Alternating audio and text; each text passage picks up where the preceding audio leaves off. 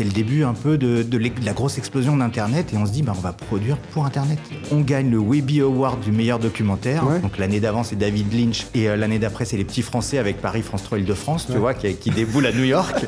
Donc on est reconnu, identifié à fond, mais les budgets, ils sont toujours pas là. Tout ce qu'on va créer à ce moment-là, ça va nous apprendre à produire toutes formes très différentes. C'est-à-dire qu'on doit faire des sites internet et en même temps de la vidéo. Ouais. On doit faire de la photo et en même temps un peu d'anime et du motion design. On crée notre métier de producteur un peu hybride, un peu multigenre Avec une palette Marc. assez diversifiée. Voilà. Et c'est resté notre ADN. Ouais. Et on a toujours dit, ce qu'on veut faire, c'est les projets qui nous plaisent, peu importe la forme. Et la forme, on va la trouver quand on va travailler le contenu. Et du coup, cette économie du jeu vidéo, elle Ouais. est très éloignée du film d'animation ou... Pas tant que ça, en fait, la manière dont nous, on construit nos jeux vidéo, on les finance comme une œuvre. Il y a toutes nos équipes qui nous disent, les gars, vous vous rendez pas compte, vous avez sorti un jeu. Ouais, c'est clair. C'est rare, les studios qui arrivent à sortir leur premier jeu. Et ça marche pas, c'est pas... Ouais. Voilà, on est content si ça marche. Bonjour à tous et bienvenue sur The Anima Show. Aujourd'hui, j'ai le plaisir de recevoir Noam Rouba, producteur et cofondateur avec Mark Lustigman de Darjeeling Productions. Avec son studio indépendant, il touche à tout. Avec la production d'œuvres d'animation, bien évidemment, en série, en documentaire, ainsi que la confection de jeux vidéo. Darjeeling ne s'interdit rien. Et tout ce travail, Noam le fait dans le but de donner des messages. Par exemple, sur le recyclage avec Ordure, l'importance de la transmission par la lecture avec Yetili, et l'union des peuples avec une série d'animations comme Petit Casbah. Darjeeling a reçu le prix du meilleur producteur d'animation par ProCirep en 2022. Dans cette conversation, Noam nous parle de ce qui fait la particularité des choix de production qu'il mène et nous parle de l'état de l'industrie actuellement. J'espère que cet épisode vous plaira. Si c'est le cas, laissez un pouce bleu, abonnez-vous à la chaîne et activez la cloche pour ne rien manquer. Merci infiniment et bonne écoute à vous.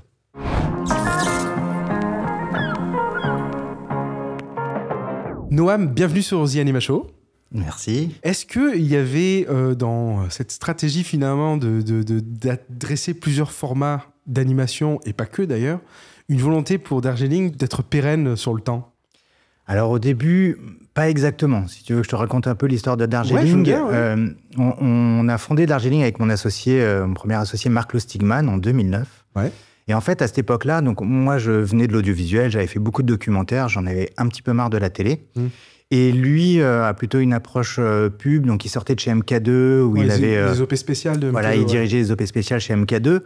Et en très court, on fait un gros festival de court-métrage ensemble, ça marche bien. Et puis moi, je quitte ma boîte de production et lui part de chez MK2 et on se retrouve tous les deux à se dire qu'est-ce qu'on fait. D'accord. Et ce qu'on faisait à ce moment-là, c'est ce qu'on faisait à peu près tous. On faisait de l'ordinateur, on avait des téléphones portables. C'était le début un peu de la grosse explosion d'Internet. Et on se dit, on va produire pour Internet, pour les nouveaux médias. Voilà, de la web série. Et on se lance là-dedans avec cette idée de faire des œuvres un peu différentes, voilà, et avec un public plutôt digital, etc. Et donc, on commence par produire des web documentaires qui sont un mélange d'interactivité et de documentaire. Donc, c'est le livre dont vous êtes... à l'époque, je me souviens. C'était la grande vague. C'est le livre dont vous êtes le héros, mais version documentaire. Ouais, tout à fait. En se disant, on va être vite reconnu et surtout, il va y avoir beaucoup d'argent sur Internet très rapidement. En 3-4 ans, l'histoire, elle est réglée. Qui vont shifter, ouais. L'histoire, on l'a dit. Voilà, alors la vraie histoire, c'est que notre premier projet, ça s'appelle Bref de trottoir. C'est deux jeunes auteurs qui viennent nous voir avec cette envie de raconter les... Je me souviens de Bref de trottoir. C'est vrai. Compte, ouais. Et d'ailleurs, vous aviez reçu un Webby à l'époque et, voilà. Et donc, on produit Bref de trottoir, premier projet, premier web documentaire pour Darjeeling. Ouais. On gagne le Webby Award du meilleur documentaire. Ouais. Donc, l'année d'avant, c'est David Lynch. Et l'année d'après, c'est les petits Français avec Paris, France 3, Île-de-France, tu vois, qui déboulent à New York. Donc, on est reconnu, identifié à fond, mais les budgets, ils sont toujours pas là. Bah ouais. Et donc, on se lance dans cette veine du web documentaire, du transmédia, etc.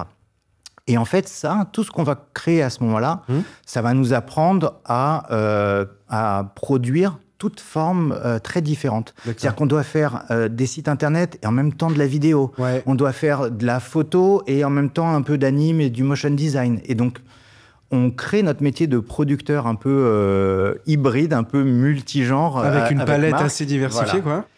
Et c'est resté votre ADN. Et c'est resté notre ADN. Ouais. Et on a toujours dit, ce qu'on veut faire, c'est les projets qui nous plaisent, peu importe la forme. Et la forme, on va la trouver quand on va travailler le contenu. Et au bout de 15 ans, tu te retrouves à faire de la marionnette, de la 2D, de la 3D, du live, du docu, du jeu vidéo. Du court-métrage d'animation. Du court-métrage, adulte, jeunesse. Voilà, c'est vraiment à chaque projet, on va construire un peu et la forme et puis sa manière d'être produit. Et parmi ces projets-là, il y en a qui ont cartonné. Yetili, dont on a parlé déjà avec Miam Productions quand on les avait reçus, Miam Animation, qui finalement est un ovni. Hein. Finalement, c'est ce Yeti qui s'anime dès que la librairie est fermée. Et puis, ces deux souris qui viennent, elles sont preneurs de ce Yeti qui raconte des histoires. Et c'est un moyen d'initier à la lecture, etc. Ouais. Et ça marche à travers le monde, puisque ça se vend. Mais quand on lance Yetili, on se dit, franchement, marionnette.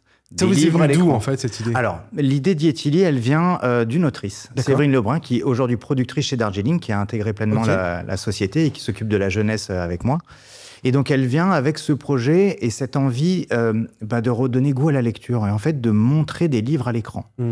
Moi, j'ai une femme qui est libraire, donc je suis un peu aussi dans le milieu sensibilisé à ça. Et en plus, j'avais fait des expérimentations, j'avais filmé des comédiens en train de lire, j'avais fait ça très mal, mais c'est pas grave. D'accord. Et Séverine vient avec ce projet et ensemble, on va un peu le construire. Et on avait des intentions très claires. Ouais. Montrer le livre à l'écran, montrer ce qu'on appelle la lecture partagée, c'est-à-dire ce moment où enfants et parents, alors je dis parents, mais ça peut être un moment unique. Hein. Qui est un moment unique. Nous, tous les soirs, on est dédié à ça. Quoi. Et montrer que c'est très facile de lire et que surtout, ça génère de la discussion, etc. On avait des grands piliers qui nous ont amenés à la marionnette. C'est-à-dire mettre des humains... Ça allait mettre de la distance avec les enfants ou avec les parents. Ouais. Faire de l'animation, c'était sortir de la physicalité, du côté tangible du livre. Ouais. Parce qu'on veut que ces livres qu'on montre, ils existent, que tu puisses les retrouver en librairie, ceux-là ou d'autres. Ouais, voilà. Ouais. Et donc tout ça nous mène à la marionnette. Ok, très bien. Darjeeling va faire de la marionnette. C'est parti. Tu vois, pourquoi pas? Vous mettez aucune barrière. Ouais. Mais non. Alors après, je pense que ce qui est intéressant, c'est d'aller chercher les équipes et les gens qui savent travailler sur ces formes-là. Donc... Mais le challenge en lui-même, vous le prenez, quoi. Oui, complètement. Ouais. Et du coup, Yeti sort finalement de votre esprit en se disant, il faut qu'on fasse un personnage qui soit à la fois cosy et une certaine prestance, quoi, peut-être adulte un petit peu, quoi. Et ensuite, les deux petites souris qui représentent un petit peu les enfants. Quoi. Exactement. D'ailleurs, on en a une avec nous on a Léon là-bas.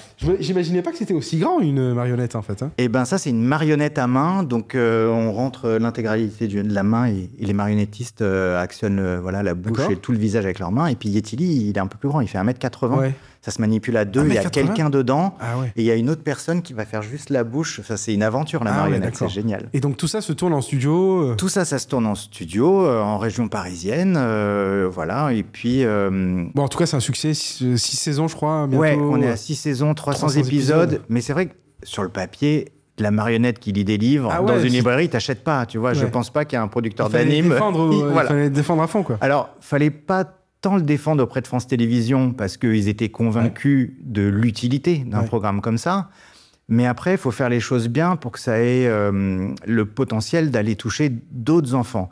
Donc, on a fait venir... Alors, caractère designeuse, la personne qui a dessiné Yetili et les souris, c'est Félicie Emos. Okay. Félicie Emos, c'est la caractère designeuse de Wes Anderson. Elle a fait tout L'île aux chiens et tout Fantastique Monsieur Fox. D'accord, c'est pas n'importe qui. Tu vois, c'est super d'avoir des gens comme ça qui viennent participer. On va chercher une équipe de ciné, de long métrage, avec un chef-op long métrage. On va chercher une chef déco, Alexandra Maringer, qui vient de la scénographie. En fait, on va réunir des gens de milieux un peu différents. Et ensemble, on va essayer de faire le meilleur programme, en tout cas pour nous. Et je pense que c'est une partie du succès d'Yetili, c'est-à-dire l'image, elle est là, le fond, il est là, c'est chouette, ça se regarde. Et effectivement, ça se vend dans beaucoup de pays. Ça coche, toutes les cases. Ouais. Et toujours un peu dans cette veine-là, il y a un projet qui est en cours, qui est sorti sur Arte, Ordure, où on a ici le protagoniste, Gobi. Et pareil, là, ça vient de tacler un sujet assez important, le recyclage ou l'utilisation d'objets à usage unique, qui devient quelque sorte un problème de gestion, quasiment un fléau finalement dans notre consommation à nous. Parle-nous un peu de ce projet et qu'est-ce qui vous est venu comme idée L'idée de départ de Ordure, c'est qu'on voulait faire un documentaire animalier sur les déchets. C'est-à-dire faire des beaux plans de sacs plastiques qui volent et parler de leur migration. Tu vois, c'était ça l'idée de départ. Okay. Mais ensuite, on a allé chercher des scénaristes, des gens dont c'est le métier. Je me dis, c'est peut-être une bonne idée, mais pas la prendre comme ça. Donc en fait, on va chercher des scénaristes dont c'est le métier et eux vont imaginer les aventures de Gobi. Donc Gobi, c'est un gobelet comme on en consomme tous les jours, qui va être jeté par sa bougeuse, qui est la personne qui le manipule au début du film. Et Gobi va se demander pourquoi il a usage unique alors qu'il peut encore servir. Il est fonctionnel, on peut encore mettre du liquide à l'intérieur. Ouais. Voilà. Et il va se poser cette question et ça va être une quête existentielle. Il va vivre une injustice en fait. Et il va vivre une injustice et il va rencontrer plein d'autres déchets qui vont avoir plein d'autres points de vue. Mais d'histoires à raconter, propre, voilà. C'est quoi les autres déchets? On a des cigarettes, on a des paquets de chips, on a une couche, on a des tampons, on a une capote, un téléphone portable, une chemise, il y en a plein. C'est tous ces objets de notre quotidien qui se retrouvent être des déchets et qui se questionnent sur qui ils sont, qu'est-ce qu'ils font et c'est quoi leur utilité. Et voilà, on avait vraiment envie de questionner notre rapport aux déchets, comme tu le disais, et qu'on regarde un peu ce qu'on jette au quotidien de manière un peu différente. Donc Gobi, il va aller dans les égouts, il va se retrouver sur une berge, il va être récupéré par un SDF, et puis il va se passer plein de choses, il a plein d'aventures. Mais ce qui est fou, c'est qu'on parlait de la marionnette, on a parlé là du stop motion, et puis en animation, évidemment, vous faites des tas de trucs. Il y a La Petite Casbah, qui a quand même été bien distinguée. Donc cette série qui se déroule dans les années 50 en Algérie, à Alger. Exactement. Avec des enfants qui viennent de peuples, j'ai envie de dire, différents, donc, mais qui vivent ensemble des aventures. Et là, pareil, il y a un message un peu d'union des peuples. En sous-jacent, quoi, et qui s'adresse en plus à des enfants. Est-ce que tu peux nous parler de cette œuvre dont on a ici d'ailleurs un album? C'est ça qui est incroyable. C'est pas une adaptation, non, ça a tellement été un succès dans l'autre sens. Vous êtes parti dans l'édition, quoi, avec Bayer Jeunesse. Exactement. Parle-nous un peu de La Petite Casbah. Petite Casbah, alors ça commence il y a très longtemps, on va dire. Ça commence avec les grands camps de vacances sur France Télévisions. D'accord. Tu te rappelles de cette série qui parle de la Seconde Guerre mondiale, etc., qu'on avait beaucoup apprécié. Et on avait compris que France Télévisions avait envie de prolonger ces expériences-là. Et au détour d'un Annecy, ça parle de l'Algérie et on comprend que ça pourrait être un sujet. Et à ce moment-là, donc je pense qu'on est en 2019, nous Séverine et chez Darjeeling et moi, on décide de s'en emparer et on dit, on va proposer quelque chose. Et alors pour ça, il va falloir réunir des équipes. Donc on va commencer par aller chercher Alice Zéniter, qui est écrivaine, qui a écrit L'Art de perdre, prix Goncourt des lycéens en 2017, qui évidemment connaît le sujet, qui est d'une justesse, en tout cas dans ce livre, il y a une justesse assez prenante dans la manière dont elle parle des gens, de l'histoire, etc. Histoire qui est complexe. Histoire qui est complexe en plus. Et en parallèle de ça, donc on va voir Alice, on est la veille du confinement, on est en février 2020, et Alice nous dit « j'ai pas le temps, je fais 1000 trucs, mais c'est trop important de s'adresser à la jeunesse, donc ok, je vais le faire ». Elle va embarquer Alice Carré, qui est une dramaturge qui a aussi beaucoup travaillé sur l'Algérie, et à elles deux, elles vont écrire l'histoire. Il y a tout un tas de monde qui va se greffer, en fait, et on va constituer une espèce d'équipe créative complète autour de ce projet-là. Ce qui est intéressant, c'est aussi de comprendre pourquoi maintenant. En fait, on est 70 ans après la fin de la guerre d'Algérie, ou en tout cas, ou le début, 70 ans après 1954. Et les enfants qui avaient 10 ans ou 12 ans à cette époque-là, aujourd'hui, ils en ont 70. Aujourd'hui, ils sont grands-parents. Ils ont des enfants, a priori, qui ont à peu près 10 ans. Donc, le même âge qu'eux à cette époque-là. Les petits-enfants, oui. Les petits-enfants. Et effectivement, et nous, ce qu'on avait envie, c'était de déclencher ce dialogue intergénérationnel. Qui est souvent tue, en plus. Mais exactement. On n'en parle pas. Incroyable. L'Algérie, on n'en parle pas. Tout le monde a une histoire directe ou indirecte. Pendant ces 4 ans de production, on va se rendre compte de ça, que la moitié de l'équipe va se découvrir des histoires avec l'Algérie en parlant avec les parents, avec les grands-parents, en disant « mais en fait, moi aussi, j'ai un lien avec l'Algérie. J'ai un lien. Mes grands-parents, ils sont allés, ils sont revenus, ça a duré 2 mois. Moi aussi, j'ai un lien. » Et en fait, voilà, on découvre un peu ce truc-là. Ça va être une sacrée aventure humaine. Il y a eu des histoires un peu bouleversantes aussi au sein de l'équipe.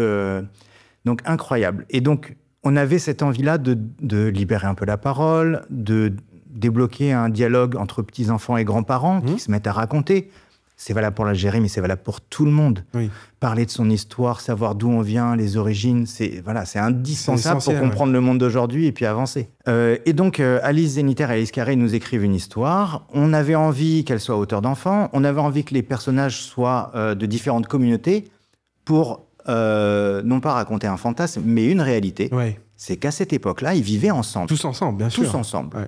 Qu'ils soient Chaouis, Kabyles, Juifs d'Algérie, Algériens ou Français de métropole, en fait, ils vivaient ensemble. Ouais, tout à fait. Et donc les Alice, on les appelle comme ça, elles vont s'emparer de ces 2-3 piliers, histoire à hauteur d'enfant, des personnages de différentes communautés, et elles vont nous offrir en fait cette histoire. Derrière, on va la développer avec Jean Regnault et Marie de Boinville à la scénarisation, Antoine Collant à la réalisation, une équipe graphique. Voilà, ça va se déployer sur 6 épisodes de 26 minutes. Ouais.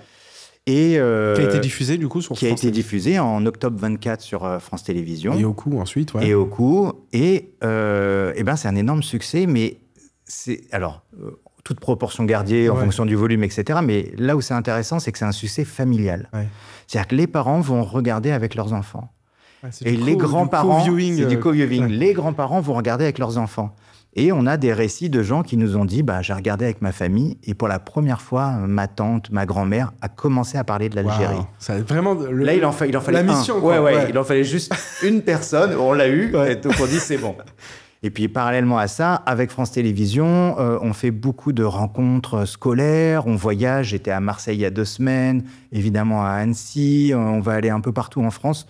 Et on rencontre des écoles, des collégiens. Pour parler du programme aussi. Pour parler du programme, pour parler de comment on fabrique ce genre de programme, mais aussi du fond, du contenu, de l'Algérie, du etc. sujet, du thème en lui-même. C'est génial. Super. C'est génial. Ouais, belle initiative en tout cas. Merci. Et bravo pour la petite casse-bac. On peut même lire maintenant, c'est top. Tout à fait. En termes d'adaptation, vous adaptez ce superbe roman graphique ou...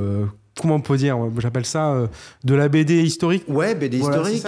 Que j'ai lu, 350 000 exemplaires tout de même, quand même, donc c'est balèze. C'est énorme. Je l'ai même offert à mon père, parce qu'on partage pas mal sur l'histoire, et c'est vrai que ça, c'est super, quoi. En termes de format, c'est un gros morceau. C'est un gros morceau. Ça a l'air d'être rigolo comme ça et enfantin, mais en réalité, il faut être très très précis et très. Tu peux le lire en plusieurs fois. Ah oui, c'est mollo, parce que faut pas se le faire en une fois. Taper 3000 ou 4000 ans d'histoire d'un coup. Ouais, c'est ça. C'est revenir sur l'histoire de Jérusalem, cette ville sainte qui a accueilli quasiment toutes les religions, enfin en tout cas les religions monothéistes. Comment on s'attaque à une adaptation d'un roman graphique comme ça ? Ce qui est important, je pense, c'est pourquoi on a envie d'adapter l'histoire de Jérusalem. Ouais. C'est qu'au regard de tout ce qui se passe aujourd'hui dans le monde et au Moyen-Orient, on se dit qu'on a tous besoin d'avoir des pieds dans l'histoire, un éclairage, de comprendre. Et de se dire que... c'est très gnangnan, mais le vivre ensemble qu'on prône dans Petite Casbah, peut-être qu'on peut le prôner ailleurs dans le monde. Alors ici, c'est dans une région un peu complexe. Ouais. Mais voilà, en tout cas, se dire que revenir sur l'histoire et comprendre d'où on vient peut nous permettre de mieux comprendre où on en est aujourd'hui et pourquoi on en est là. Les tenants et aboutissants. Mettre un peu d'objectivité aussi dans un peu truc qui est ultra subjectif, voire émotionnellement. De tous les côtés. Et là on va aussi chercher à être très juste, de dire l'histoire... Alors, dans cette histoire-là, il y a des choses qui sont subjectives, parce qu'on n'a pas, archéologiquement parlant, tout n'est pas vérifié. Oui. Voilà. Mais il y a quand même des choses qu'on peut affirmer et qui vont nous permettre peut-être de construire un nouvel imaginaire autour de cette ville-là en particulier, dans lequel il y aurait peut-être une possibilité de vivre... de la paix, quoi. Oui, c'est ça, de cohabiter, en tout cas, de manière un peu plus sereine. Alors, c'est très idéaliste, c'est au-delà de la géopolitique et des enjeux qu'on peut avoir. Mais est-ce qu'il n'en faut pas des idéaux ? Parce que ce que je comprends chez Darjeeling, c'est que vous vous battez pour des idées, quoi. À chaque fois, les projets qui naissent... Alors, on a des engagements. Voilà. Ouais, on a des engagements, et les engagements qu'on prend, c'est de dire il faut des clés pour comprendre le monde d'aujourd'hui. Que ce soit pour des enfants ou pour des adultes, et même pour nous, on le fait aussi pour nous. Il faut des clés intellectuelles, des clés historiques, des clés ce que tu veux, même graphiques, etc., pour comprendre et se poser des questions. Ce qui est important, c'est continuer à douter, continuer à se poser des questions, continuer à remettre en cause plein d'acquis. On le voit sur plein de sujets, et on va traiter d'autres sujets à venir chez Darjeeling qui sont bien costauds aussi. Ouais, vous arrêtez pas là, quoi. Non, mais parce que en vrai... Pop, petit arrêt sur image juste pour vous indiquer que cet épisode est soutenu par 22D Music qui accompagne depuis plus de 20 ans les professionnels de l'audiovisuel dans la création musicale et la gestion de leur catalogue musical, ainsi que Citrus Software qui édite le logiciel d'animation en 3D temps réel Tangerine et le logiciel de gestion de production Yuzu. Pour en savoir plus, rendez-vous sur citrussoftware.com. Big up également à notre partenaire Écran Total, la source d'information des professionnels de l'audiovisuel. Voilà, c'est terminé. Retour à la conversation. En fait, c'est la quête de sens. Ouais. Je pense que quand on a monté la société avec Marc, et lui et moi, on voulait des projets qui aient du sens. Pourquoi vous l'avez appelé Darjeeling alors ? Il y a deux versions à cette histoire. Là, pendant les premières années, on racontait n'importe quoi. Qu'on s'était rencontrés sur les pans, en Inde, dans la région de Darjeeling, qu'on avait bossé. En quête de sens. Exactement. Ouais. Non, la réalité, c'est qu'on voulait un mot qui invite au voyage, qui invite à questionner. On ne voulait pas s'appeler les films de quelque chose ou machin production. Et il se trouve qu'à ce moment-là, il y avait le Darjeeling Limited, donc le film de Wes Anderson en DVD. Qui est super, j'adore ce film. Qui était posé sur la table. On s'est dit, ça c'est pas mal. C'est pas mal, les gens vont nous poser la question.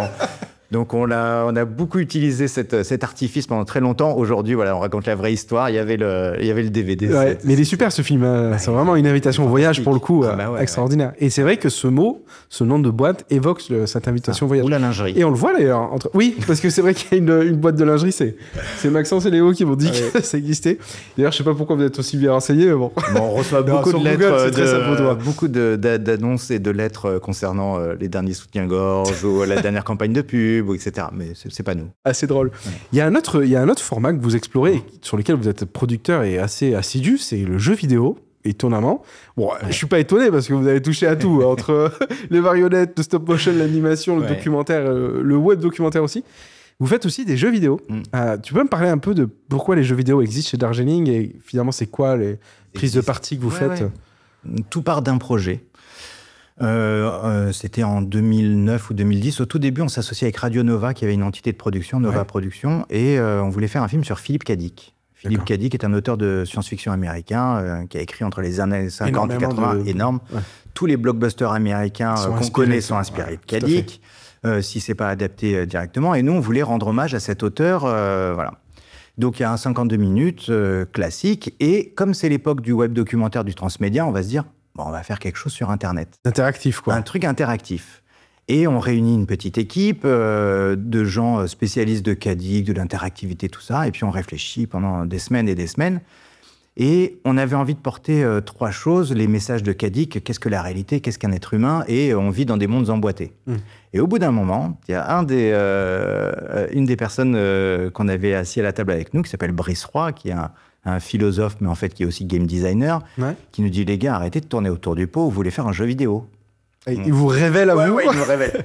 Je dis, non, non. Puis on est des joueurs, il n'y a pas de problème, on a grandi avec les jeux vidéo, mais jamais on s'est imaginé qu'on allait produire des jeux vidéo. C'est un monde qu'on ne connaît pas, etc. Ouais, c'est ça, c'est un grand écart en quelque sorte. Complètement. Ouais. Et il nous dit, vous inquiétez pas, c'est des jeux vidéo, ok. Bon, on va vendre ça à Arte. Arte dit, ça va pas les gars, nous on est Arte et vous êtes Darjeeling, on va pas faire des jeux vidéo quand même. Je passe quelques mois de discussion où en fait Arte s'initie aux jeux vidéo, commence à regarder ça comme un médium comme un autre, et au bout d'un moment, ils veulent expérimenter la chose. Ils veulent expérimenter la chose, et quand on dit on veut toucher le grand public, le grand public il joue à des jeux vidéo, il regarde pas Arte. Voilà, la réalité c'est ça. Donc Arte devient un éditeur, en tout cas un coproducteur au début avant de devenir éditeur de jeux vidéo. On se lance dans cette aventure, donc on dit allons-y, gaiement, jeux vidéo. Je vais être très honnête, ça va être très très dur pour nous. Bah oui. Très très dur, 4 ans de production, on sait pas vraiment ce qu'on fait. Et Arte non plus. D'accord. Mais on apprend. On apprend sur le tas, donc on imaginait sortir ça en 2 ans, mais pas du tout. Vous avez fait vos MBA édition de jeux vidéo, quoi. On arrive quand même à sortir, le jeu s'appelle donc Californium, énorme succès dans la presse, très peu de ventes, c'est pas grave, c'était pas le but. On sort de là un peu épuisé, mais il y a toutes nos équipes qui nous disent, les gars, vous vous rendez pas compte, vous avez sorti un jeu. Ouais, c'est clair. Faut pas s'arrêter. C'est rare les studios qui arrivent à sortir leur premier jeu. Ok. Et donc c'est comme ça qu'on va continuer à faire du jeu vidéo. Et ce qui nous intéresse dans le jeu vidéo, c'est que, effectivement, c'est un médium comme un autre et qu'on peut traiter des sujets divers et variés. Donc nous, on fait du jeu indépendant. un peu premium, qu'on considère comme des œuvres. Donc notre jeu d'après, ça va s'appeler Homo Machina. Ouais. Homo Machina, c'est un bouquin, on découvre un bouquin, c'est Marc, mon associé, qui arrive avec un livre qui dit « Regarde ». Fritz Kahn, c'est un médecin allemand du début du siècle. Ouais. Il illustrait des bouquins d'anatomie avec des coupes du corps humain où à l'intérieur, c'était des usines. Et c'était des petits bonhommes, tu vois, très années 20. Okay, ouais. Voilà. Et c'est comme ça qu'il expliquait comment fonctionnait le corps humain. Pour expliquer, la mécanique du corps. Donc, à l'intérieur, dans le cerveau, tu as le directeur de l'usine, sa secrétaire, etc. On est en 1920. Hein, les 25, synapses, 26. Ces machins, ouais. Et derrière, c'est toute une usine. Donc, tu as une coupe transversale du corps humain. Voilà. Et à partir de là, on se dit, oh merde, c'est un jeu vidéo. T'as envie de jouer avec. T'as envie d'appuyer, tu vois. Et on va voir Arte. Arte disent, bah oui, évidemment, c'est un jeu vidéo. Vous leur avez fait leur éducation. Voilà. Et on se lance là-dedans. D'accord. Alors, pour le coup, ça va très bien se passer. On produit sans accroc en 2 ans. Ben, ça y est, on a l'expérience. On est sorti une fois. Voilà. Et c'est comme ça qu'on va initier cette branche. Donc, on en a sorti un 3e, Labyrinth City, qui vient d'un studio japonais, IC4 Design, très gros carton sur Switch, en tout cas au Japon, on est hyper content. Et puis là, on en a d'autres en production. Les Merlises. Les Merlises, encore une fois avec Arte. Alors, c'est un petit peuple, je ne vais pas trop en raconter, je vais regarder, mais c'est un petit peuple de petits oiseaux qui va se réveiller dans un monde post-apocalyptique. On retrouve quelques thématiques où il y a plein de déchets et ils vont devoir réutiliser ces déchets pour reconstruire leur souche, leur habitat. Voilà. Donc, il faudra construire avec eux. Exactement. Et avancer dans les quêtes. Tu as 2 grandes mécaniques. Aventure, où tu pars en exploration et t'embarques ta team pour aller explorer, retrouver des déchets et aussi retrouver des tribus d'autres merlises que tu as perdues, les ramener chez toi et puis t'occuper de ta petite souche. Donc ça, c'est les Merlises. Arte, ça va sortir en 2026. On a Une Fortune qui est un jeu... radicalement différent. 1720, on est à Marseille pendant la Grande Peste. Une liseuse de bonne aventure. Tu incarnes une liseuse de bonne aventure au début du tarot de Marseille qui va devoir un peu frayer son chemin dans... la société marseillaise. Au moment de la Grande Peste où tout le monde meurt autour de toi. C'est un... Grande Peste qui avait fait plus de... Je crois que c'est la moitié de la région qui a été décimée, des millions de morts. Ouais, c'est ça. Voilà. Ils utilisaient l'île d'If, il me semble, pour... Qui avait accueilli le bateau... ok, super intéressant. Voilà. Et du coup, cette économie du jeu vidéo, elle est très éloignée du film d'animation ou du programme audiovisuel, non? Pas tellement. Pas tant que ça. En fait, la manière dont nous, on construit nos jeux vidéo, on les finance comme une œuvre. C'est-à-dire qu'on va chercher des partenaires publics. Le CNC accompagne les producteurs de jeux vidéo. On va chercher du crédit d'impôt. On va chercher, des fois, Arte, un diffuseur. Et donc, en fait, ça veut dire qu'on va minimiser le risque de production au maximum pour garder majoritairement l'IP. C'est ça qui nous intéresse, nous, c'est qu'on garde nos œuvres et qu'on les exploite. Et ensuite, on va aller chercher des partenaires, non pas pour l'argent qu'ils vont injecter, mais pour les compétences qu'ils ont. Donc des éditeurs, et notamment Arte, on va avec eux parce qu'ils ont des compétences en édition. Ils savent marketer un jeu, ils savent, et voilà, ils vont trouver des bons relais.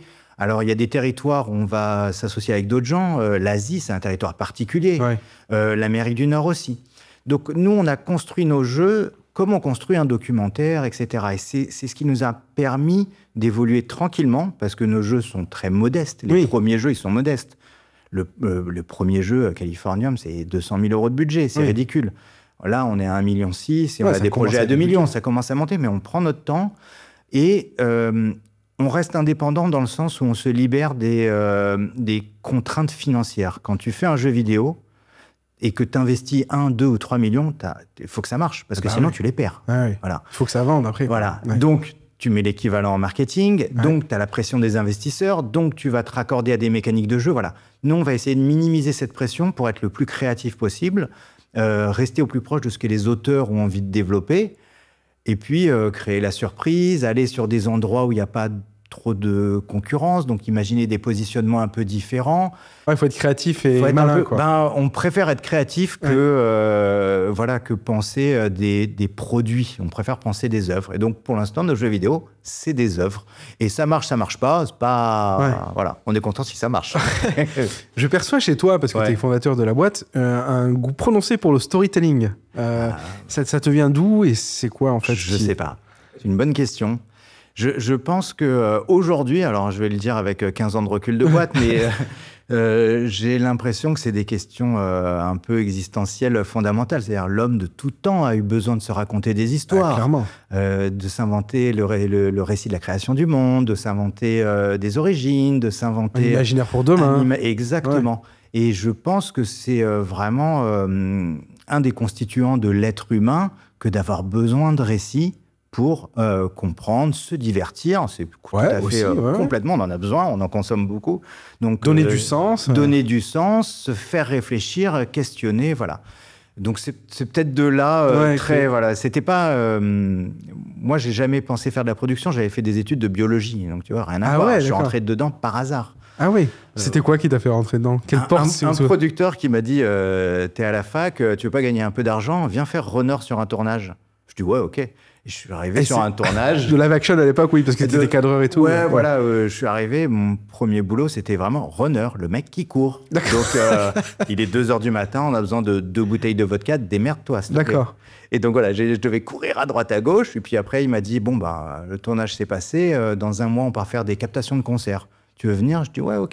Puis en fait, je suis resté et j'ai tout appris sur le tas. C'est marrant. Un peu la politique du oui, quoi. Oui, bah pourquoi pas? Pourquoi pas? Je vais essayer, tu vois. Et c'est resté le pourquoi pas. C'est resté, en fait. Et ouais, effectivement, c'est resté le pourquoi pas. Ouais. Allez, viens, on essaye. Non, c'est cool. Et alors, petite question sur ton association avec Marc. À quel moment vous avez décidé finalement de passer à l'étape de producteur, au sens où enfin, c'est quand même une prise de risque, quoi. À chaque fois de devoir investir du temps, de l'énergie, parfois de l'argent, assez souvent même.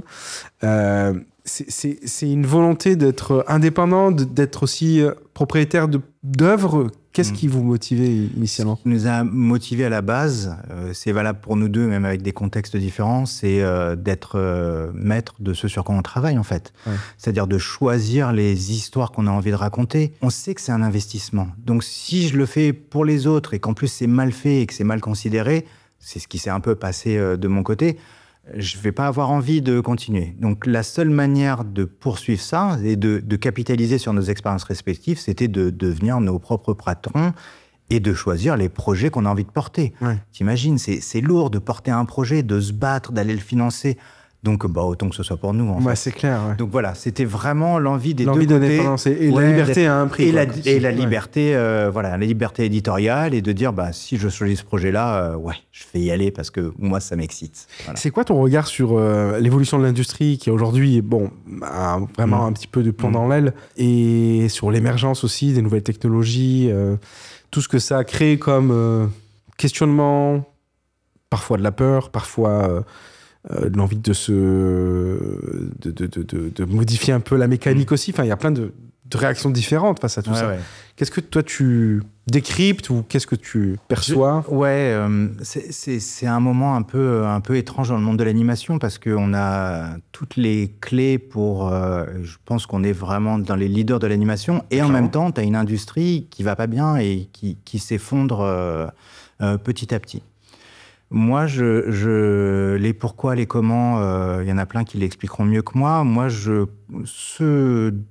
que je crois, pour l'avenir en tout cas, c'est qu'il y a des piliers qui sont intéressants de maintenir. Donc, la diversité des programmes, c'est-à-dire des grosses séries dans des formats traditionnels, mais aussi d'autres formats.